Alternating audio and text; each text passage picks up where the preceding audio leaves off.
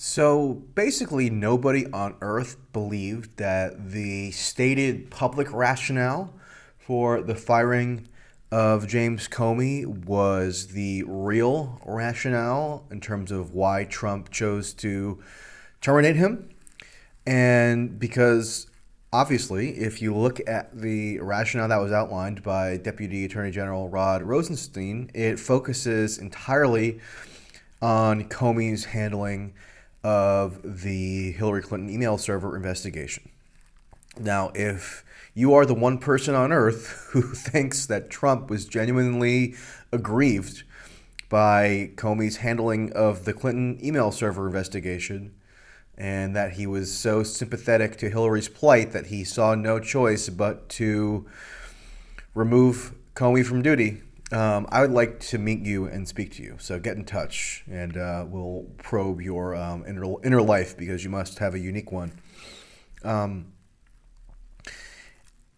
then so 2 days later, Trump is now giving another raft of media interviews, and he's contradicting what other members of his administration have said with respect to the rationale for the firing. So I don't know if Trump goes through a process to clear interviews with people around him prior to agreeing to them, but I would be doubtful of that, because every time he does one of these things, he usually creates a lot of headache for people in the White House who are at least trying to put forward a cohesive message.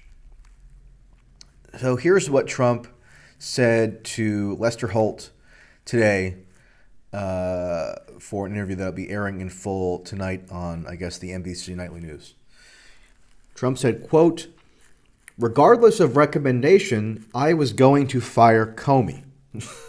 So that's Trump just flatly admitting that the stated rationale for the termination was pretextual.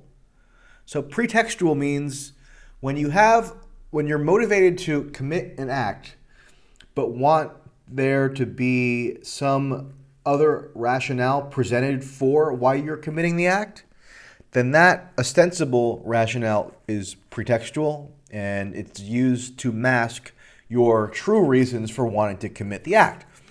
And Trump isn't bashful about just straight up admitting that's what he was attempting to do here. So even notwithstanding what you think about Comey, notwithstanding what you think about the Russia investigation, notwithstanding what you think about the FBI, if you just isolate this detail of the story on its own, that is more than enough to warrant consternation and to warrant really, really serious scrutiny. Because if the president enlists subordinates, and that's basically what the Deputy Attorney General is, and the Attorney General, to put forward what amounts to a ruse, because a pretext is a form of a ruse, and then days later he's willing to admit as much in a public television interview, then that suggests that the president was willing to utilize deceptive tactics to accomplish a goal that he had wanted to accomplish regardless. And what's so bizarre about this is that you'd think Trump would at least pretend to not have terminated Comey for pretextual reasons. But he's not even pretending anymore. It's just been admitted. And it pretty much flatly contradicts what, say, Mike Pence said yesterday in terms of his explanation for why the termination was carried out. Now, I want to make another point on this subject because I think there's a tendency to view, with some justification, this Comey development as reason to believe that the underlying claims of Trump-Russia collusion maybe have more merit than people had suspected prior to the termination of Comey.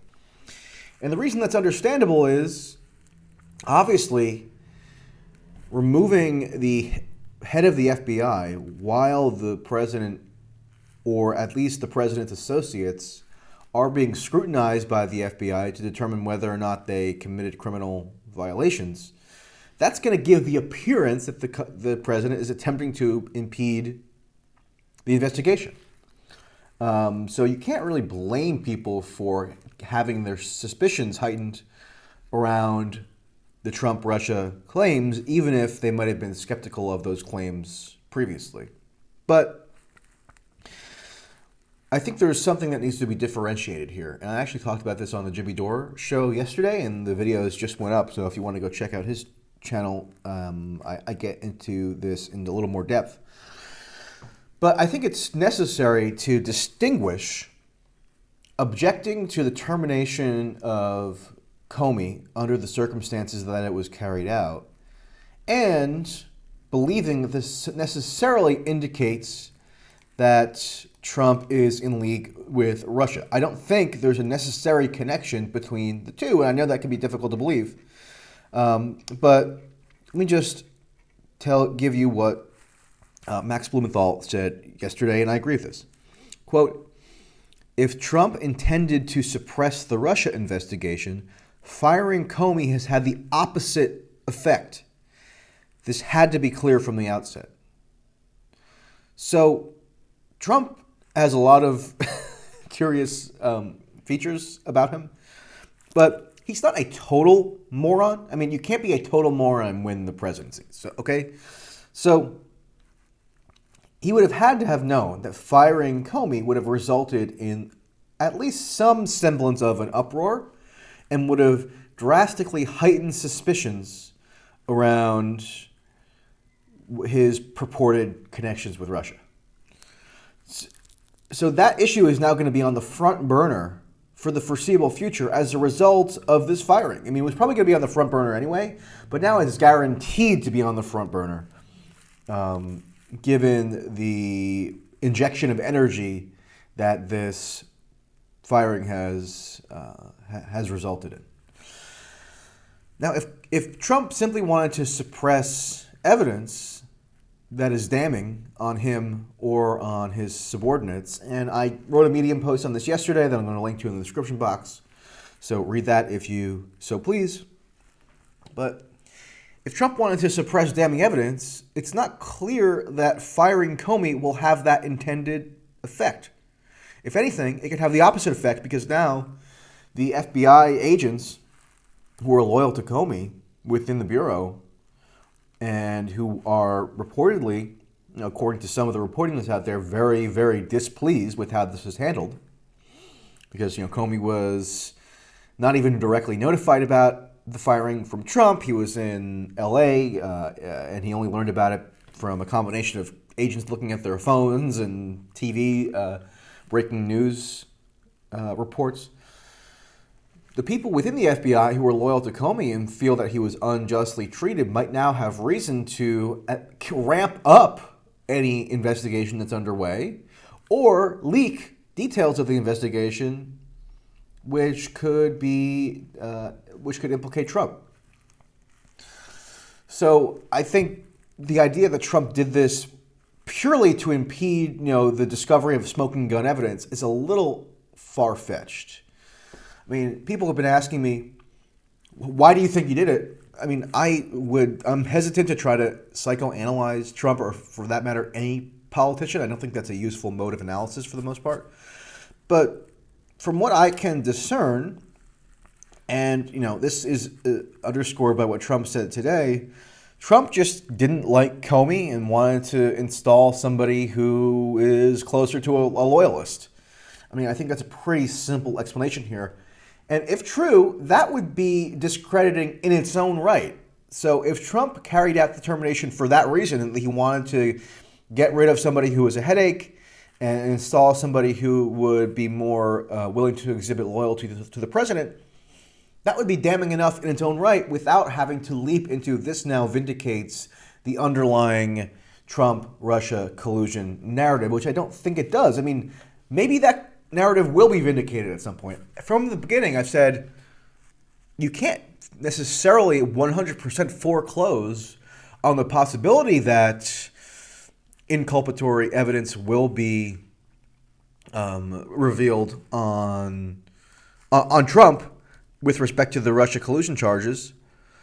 But you have to produce evidence beyond suspicions and allegations of quote unquote ties and quote unquote influence campaigns. You need something a little more tangible in order to believe that narrative has merit.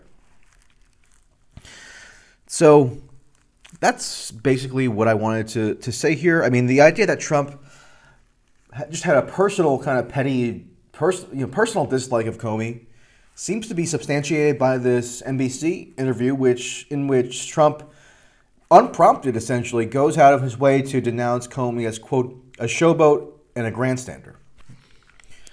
And I think actually his personal attacks on Comey are going to result in Republicans such as Richard Burr, who's been integral to the Senate's investigation into Russian interference, and Senator Jeff Flake, maybe John McCain and others.